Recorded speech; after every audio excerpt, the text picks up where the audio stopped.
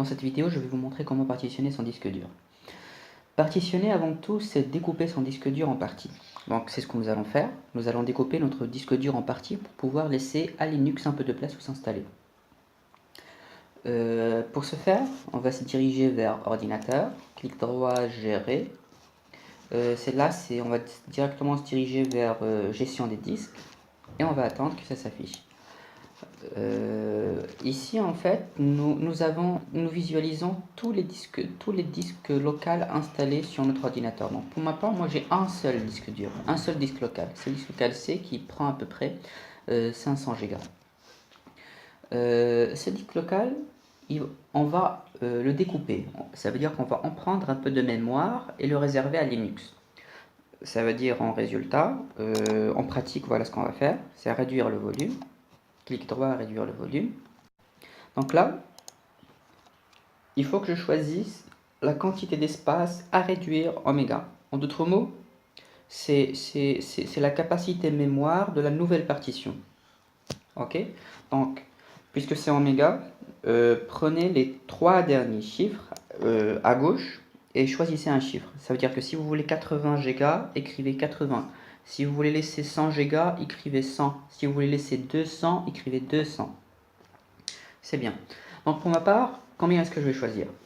Il faut savoir que 20 Go, pile 20 Go est largement suffisante pour un système tel que Linux pour fonctionner. Mais moi je ne vais pas choisir 20 Go puisque c'est un système avec lequel je vais travailler tout le temps. Donc je vais l'installer dans mon ordinateur et je vais y laisser par exemple 60 Go. Puisque vous devez penser qu'avec le temps, il y a des mises à jour qui vont se mettre. Surtout que les mises à jour avec Linux, c'est totalement gratuit, donc il est très intéressant de les mettre. Donc moi je vais laisser 60 Go. Voilà, je vais écrire 60, peut-être je vais mettre 63, comme ça je vais avoir le 60 Go dans ma nouvelle partition. Réduire.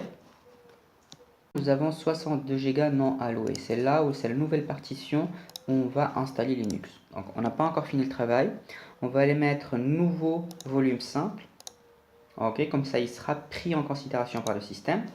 Même si vous ne le faites pas, c'est pas grave, mais il est intéressant de le mettre. Comme ça, on est sûr que c'est la partition dans laquelle nous allons installer Linux. Donc moi, je vais choisir la lettre U comme Ubuntu, puisque c'est la distribution que je vais installer. Ubuntu. Suivant. Terminé.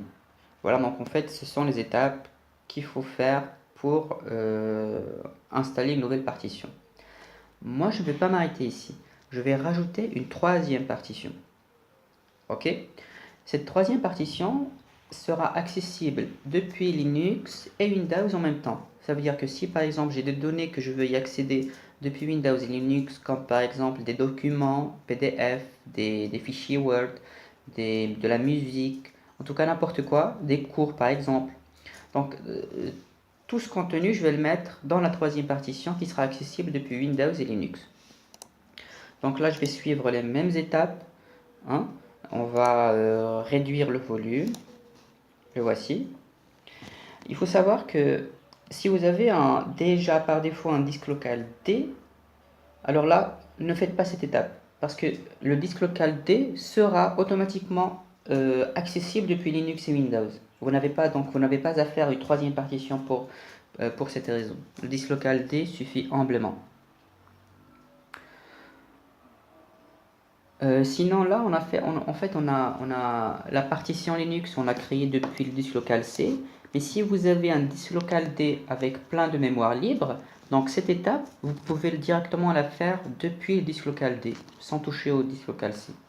Donc là pour la partition donnée, je vais faire la méthode, je prends les 3 derniers chiffres et je vais y laisser par exemple 95.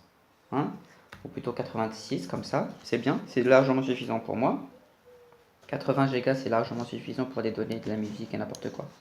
Donc réduire. Donc là c'est 80 Go de mémoire non allouée. Nous allons mettre nouveau système, nouveau volume système. Suivant.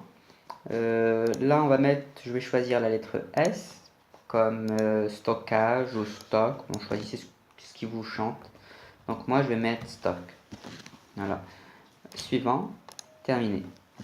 Donc voilà. Donc maintenant j'ai 3 partitions. Une pour Windows. Euh, Quand vous le constatez, mon Windows il fonctionne toujours, il n'y a aucun problème. Une partition stock qui sera accessible depuis Windows et Linux et la partition Ubuntu. Donc là, si vous vous dirigez vers ordinateur, vous allez voir que 2 partitions existent. Là, c'est la partition stock, voilà, elle est déjà accessible depuis Windows, et la partition Ubuntu dans laquelle nous allons installer Linux. Donc cette partition, elle ne sera plus accessible depuis Windows comme on le voit maintenant. Ok, vous devez bien comprendre que lorsqu'on va installer Linux, Windows ne va pas interférer dans le travail de Linux. Et Linux ne va pas interférer dans le travail de Windows. Bon, j'espère que vous avez compris, que les étapes étaient bien claires. On se revoit dans une autre vidéo pour voir couramment comment faire l'installation. Merci.